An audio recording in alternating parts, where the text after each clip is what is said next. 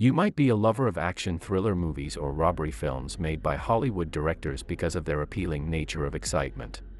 But sometimes, true stories of robbery get more fascinating and ends up being in the mind of people for ages. Such a daring event that literally shocked the financial systems of Ireland is the Northern Bank Robbery in 2004, which is by far one of the biggest heists in the history of the UK and Ireland. The Assistant Chief Constable Sam Kincaid stated that, "This was not a lucky crime, this was a well-organized crime." Today's case study explores the Northern Bank Robbery in 2004 and finds out the legacy of one of the most fascinating robberies of all time.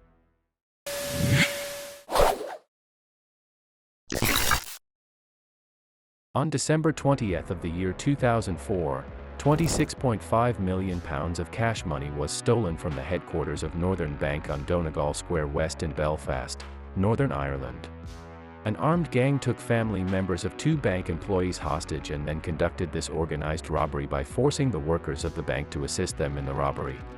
The robbers took used and unused pound sterling banknotes. After taking the money from the bank, the robbers flee away with the money driving into a van.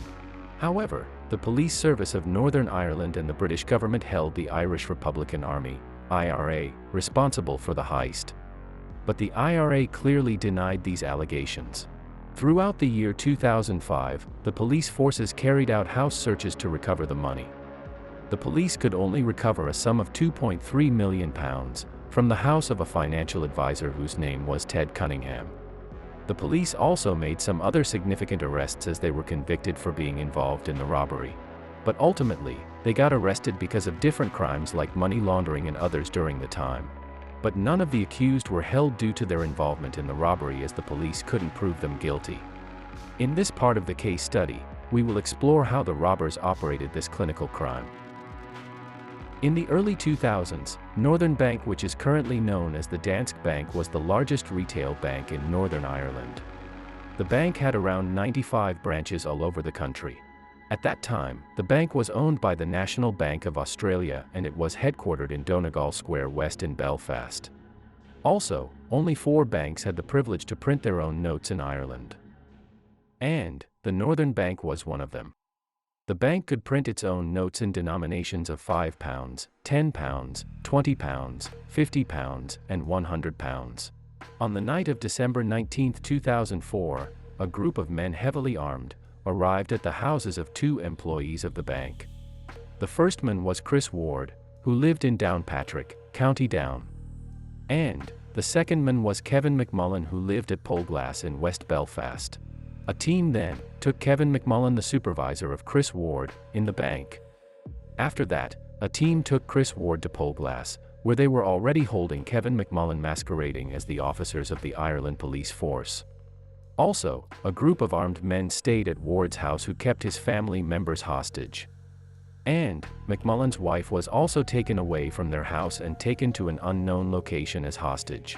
On the morning of December 20, 2004, the criminals instructed Ward and McMullen to report normally in the bank and gave them cell phones for constantly communicating with them. Then, they ordered them to tell all the staff to go home early that day.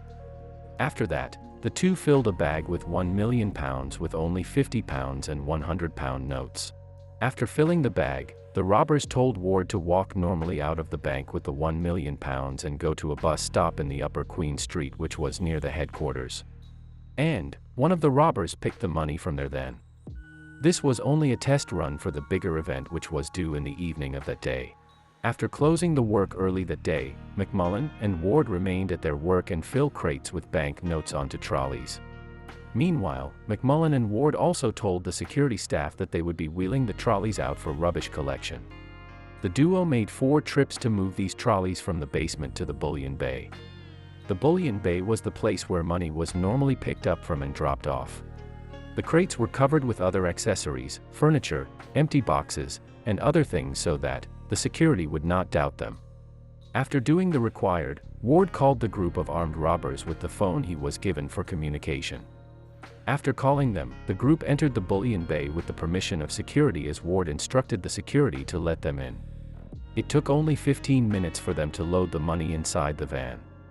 After that, the robbers instructed Ward to fill more crates as they were coming back.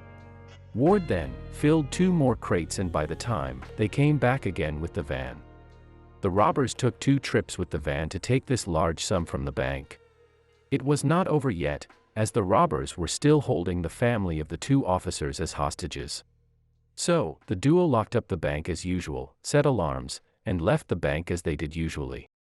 By 9 p.m. at night, the criminals left their houses. Before leaving the houses, they made sure that they erase all the forensic trace of their presence. The robbers made sure that they scrubbed the surfaces well, and also, they took away all the things like cups and other accessories they used during the time. After 20 minutes of their leaving, McMullen rushed to his house and found out that his wife was released to Drumcliff Forest near Ballynahinch. The robbery was not finished yet. As they took the family of 2 people as hostages, the 2 had to ensure the safety of both of the families. The final instruction provided to Ward was to call the police at 11 p.m. when the robbers left the place safely. Ward informed the police that the robbery had taken place and the robbers took away £26.5 million.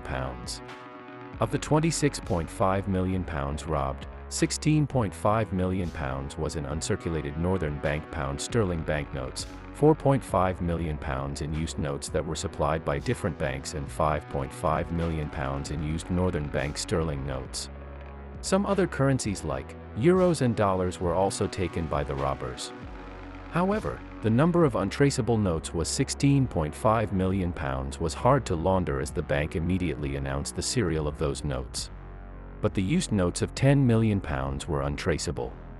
The police immediately launched a team of 50 detectives to investigate the robbery and take steps as soon as possible. After almost 2 months of the robbery, on February 10, 2005, 2 brothers were searched by the police, but they got no evidence against them. On February 17, the police announced that it had recovered over £2 million, and £60,000 of them were in Northern Bank notes as part of an investigation regarding money laundering. However, the commissioner didn't confirm that the raids were related to robbery, but he stated that the IRA was the party who laundered the money. The Northern Bank announced soon after the robbery that they will replace the notes of £10, £20, £50, and £100. And, also, the bank notes published by the bank would have new colors, new logo, and altered serial numbers. In this way, it would be hard for the robbers to use the stolen money. By the month of March, year 2005, the bank completely changed the notes, and it made it really hard for the robbers to spend the uncirculated bank notes. But still, 5.4 million used notes of the Northern Bank and the 4.5 million of the other banks combined a grand total of £10 million, which were still untraceable by the police. As IRA are the party held responsible for the robbery, it was a critical situation for the police.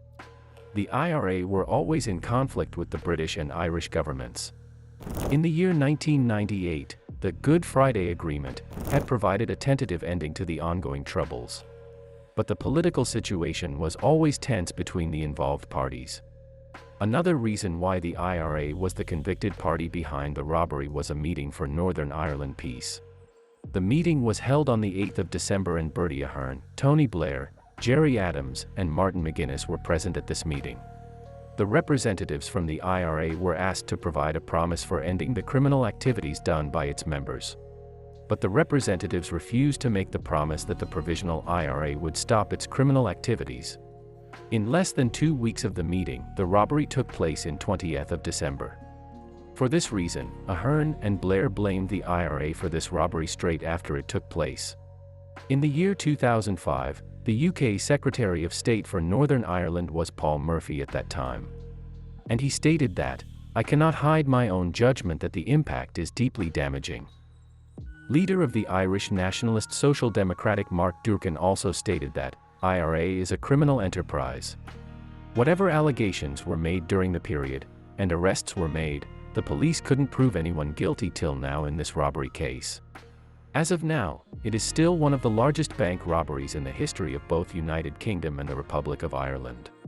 As nobody is still yet held responsible for the robbery, it remains a mystery. Until 2006, the Northern Bank robbery was held as the biggest robbery in the UK until the Securitas Depot robbery took place. In the Securitas Depot robbery, the robbers took £53 million and made it the most infamous robbery in UK's history. Tell us if you want to know more about the robbery or not, in the comments below.